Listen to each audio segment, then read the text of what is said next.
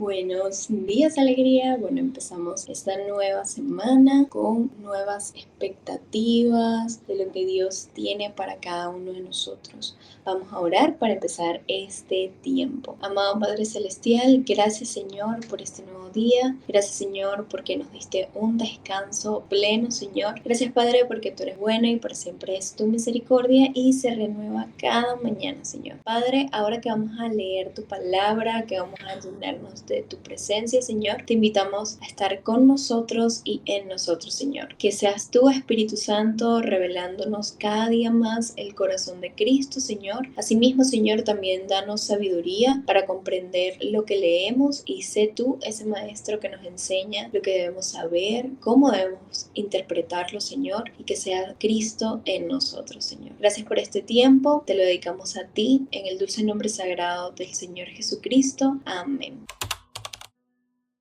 Quiero empezar con una historia, así que preste muchísima atención. Entre 1911 y 1916, una mujer llamada Violet Jepson estuvo en 3 barcos distintos, el Olympic, el Titanic y el Britannic. Los 3 sufrieron accidentes muy graves. 2 de ellos se hundieron por completo. Miles de personas estuvieron en esos mismos barcos, mismo capitán, misma tripulación, mismo mar. Pero no todos vivieron lo mismo que ella. Algunos murieron, otros sobrevivieron, no porque unos fueron más valientes, sino porque estar en el mismo lugar no garantiza vivir la misma experiencia. No cierre esta idea todavía, guárdela, porque lo que vamos a leer en Marcos capítulo 6 no trata de barcos ni naufragios, trata de algo más inquietante. En Nazaret, todos estuvieron frente a la misma persona, escucharon las mismas palabras y vieron al mismo Jesús. Y aún así el resultado fue distinto. Y no pudo hacer allí muchos milagros. No todos reaccionamos igual, no todos recibieron lo mismo. Pero eso es lo que vamos a ir descubriendo mientras leemos Marcos capítulo 6. Así que acompáñenme a este capítulo. Y bueno, estas son las palabras que encontramos en Reina Valera 1960. ¿Cuál es el contexto de este capítulo? Pues Jesús ya es conocido. Hay milagros, autoridad y fama, pero también resistencia. Porque en Marcos 6 expone una verdad incómoda.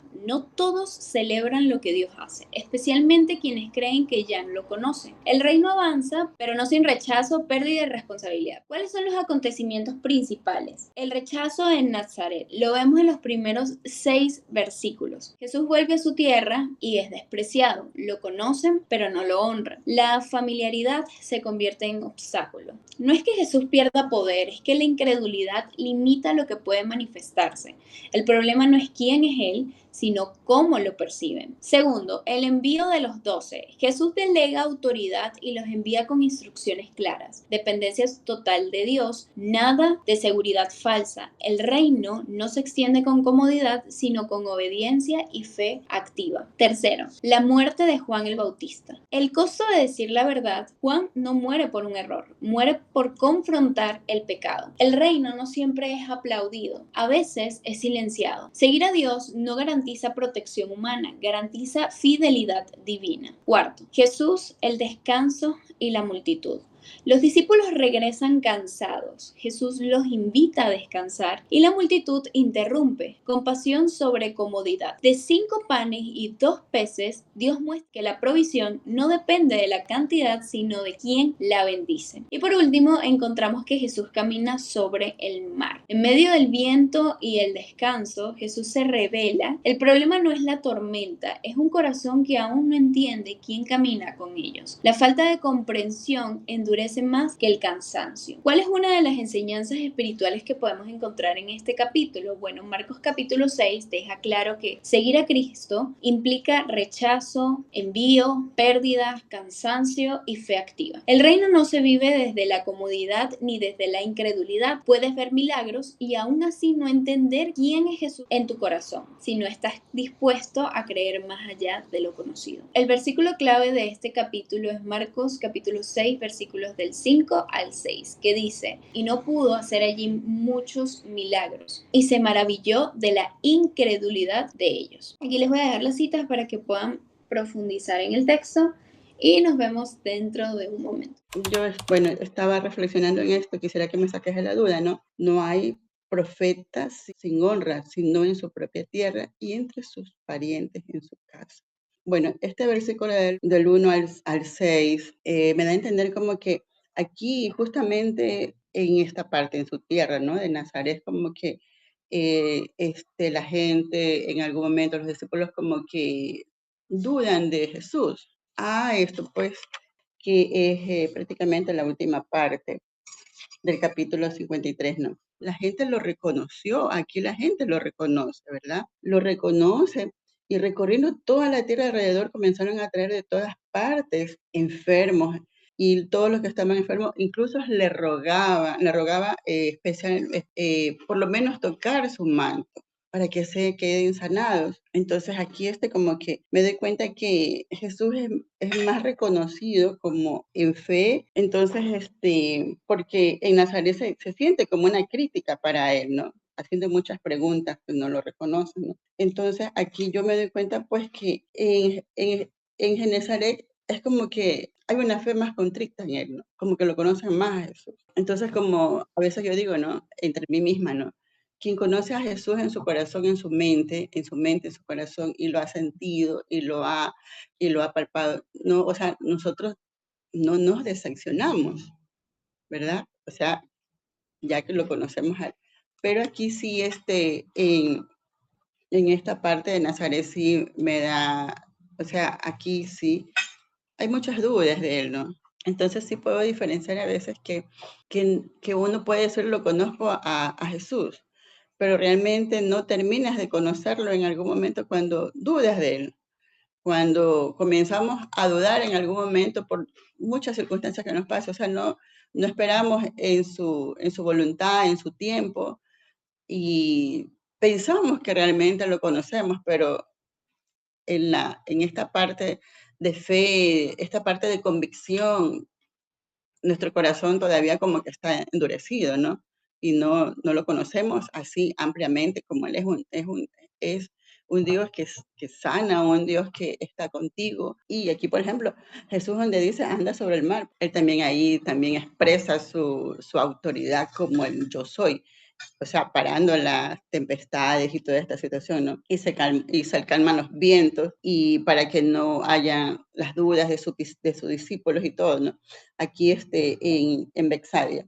Entonces, esa partecita de los versículos del 1 al 6 sí me llamó la atención y también esta parte del versículo 53 al versículo, mi querida Sarai, 56, ¿no? Y en esta parte, mi querida Sarai, si tú me puedes colaborar en esta parte. Tranquila, Flor. Bueno, básicamente, ¿cuál es la diferencia entre Bethsaida y Nazaret? Justamente en Nazaret no lo aceptan porque las personas que estaban aquí, ¿verdad? Cuenta el inicio del capítulo que él fue a la sinagoga a qué? A enseñar, ¿verdad? Muchos lo conocían, lo rechazaron debido, uno, al orgullo, a la incredulidad y a su condición de pueblo, ya que no podían aceptar que un profeta viniera de un lugar tan insignificante y que él, a quien conocían desde niño, fuera el Mesías. Gracias, Saray.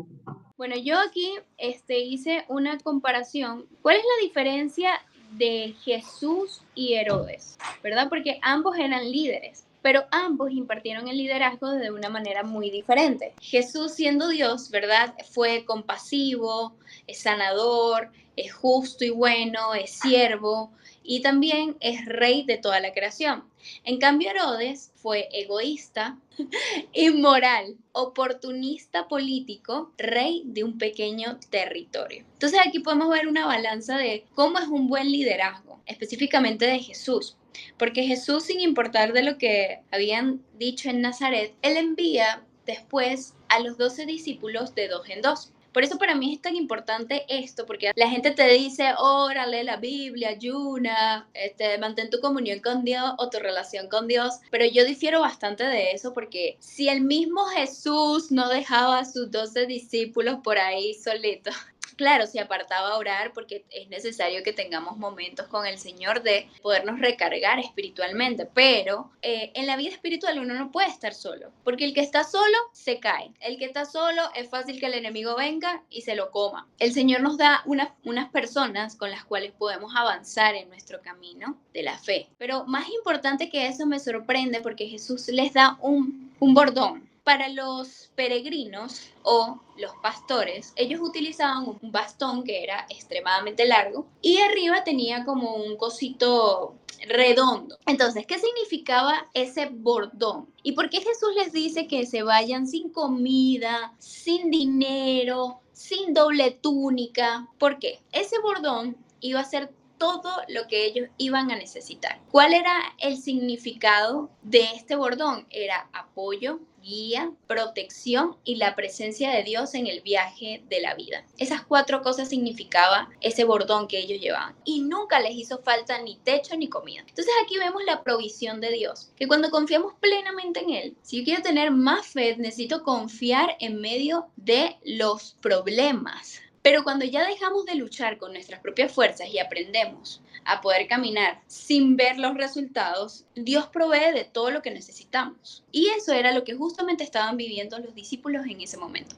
¿Cuál es nuestro bordón actualmente? La palabra de Dios. Este es nuestro bordón, esta es nuestra guía. Aquí se encuentra la voluntad de Dios y también la protección de Dios. ¿Por qué? Porque cuando nosotros no utilicemos los versículos así como si fuera un mantra, porque los versículos no son mantras. Los versículos testifican, tienen autoridad, porque eso lo vemos desde un inicio. Mateo capítulo 4, cuando Jesús es tentado, también en Marcos capítulo 2, cuando Jesús también se relata la historia de cómo es tentado. Jesús no se defendió con palabras humanas, se defendió con la palabra de Dios, porque la palabra de Dios tiene autoridad. Entonces, la palabra de Dios es nuestra guía, nuestra protección, no nuestra, de ahí viene la autoridad de Dios. Y por último, también tiene la presencia de Dios. Entonces, si usted piensa que los discípulos le dieron un bordón, imagínense cuán increíble es que usted y yo tengamos las escrituras. Mira lo que dice aquí Nicole. Dice, mi reflexión la haré en 2 puntos importantes para mí. Primero, que cuando Jesús hacía milagros y pocos creían, y Jesús se maravilló a causa de su incredulidad, la importancia de creer y tener fe en lo que Él es y no solamente por lo que hace. Es una antítesis con el centurión que Jesús se maravilló por la fe. La muerte de Juan el Bautista. Seguir a Jesús implica muchas veces dolor y aflicción. Y a pesar de ello, vale la pena y tenemos que replantearnos si realmente estaríamos dispuestos a vivirlo y no solo que quede en palabras u oración hecha al viento, sino con convicción. Por último, la multiplicación de panes y peces. No radica en lo que tienes, sino qué haces con eso que tienes y qué tan dispuesto estamos en nuestro corazón a creer y a seguirlo. Ay, qué bonita reflexión, Nicole. Gracias por compartirnoslas. Amado Padre Celestial, gracias Señor por este tiempo, gracias Señor por la vida de cada una de mis hermanas, Señor. Gracias Padre porque tú eres bueno y para siempre es tu misericordia. Gracias Señor porque tú eres fiel. Gracias Señor por enseñarnos hoy, Señor, algo tan fundamental que es la fe. Este capítulo se resume en la fe, Señor. En el creer en ti, en que tú puedes hacer grandes cosas, no solamente en nuestras vidas, Señor, sino en las personas que nos rodean, Señor. Padre, también tenemos que tener fe, Señor, de que los tiempos no van a mejorar, de que los días son cada vez más malos, Señor, y que nosotros debemos estar guardados y preservados para ti, Señor. Padre, preserva nuestros pensamientos, preserva nuestro cuerpo, o sea, nuestro cuerpo físico no, pero nuestro cuerpo espiritual sí, Señor, para tu segunda venida, Señor. Padre, que hoy podamos hablarle a alguien, Señor, conforme a tus escrituras, que hoy podamos comentarle, Señor, lo que hemos aprendido, Señor. Gracias, Señor, porque tú eres bueno y para siempre es tu misericordia y que tu misericordia se renueva cada día. Padre, oro por cada una de mis hermanas y por los que van a ver este devocional más tarde, Señor. Cuídalos, bendícelos, guárdalos y que estén llenos de tu presencia. Sígueles revelándoles cosas de lo que aquí está escrito. Te pedimos todo esto en el dulce nombre sagrado del Señor Jesucristo y que constantemente estemos habitando bajo el abrigo del Altísimo. Amén.